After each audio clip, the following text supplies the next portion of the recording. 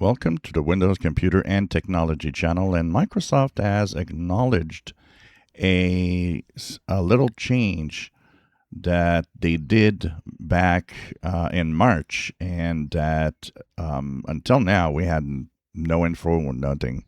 A small number of users that installed the March Windows update started to have problems installing Windows updates in April and May.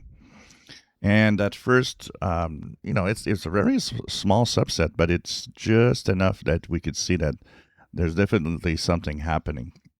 So what happens is that you try to install the updates, and you end up with an error message, which is this one, 0x80010002. And Microsoft has finally acknowledged in a blog post in the admin center that they actually found out that it's a problem on their side. It's not a problem with the user's computer.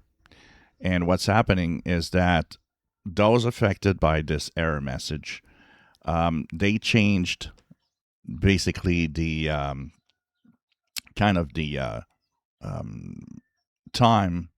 that it actually is accessing the Windows updates. And there's a timeout that happens. And then when that timeout happens, for some reason, the error message appears and the updates cannot download and install.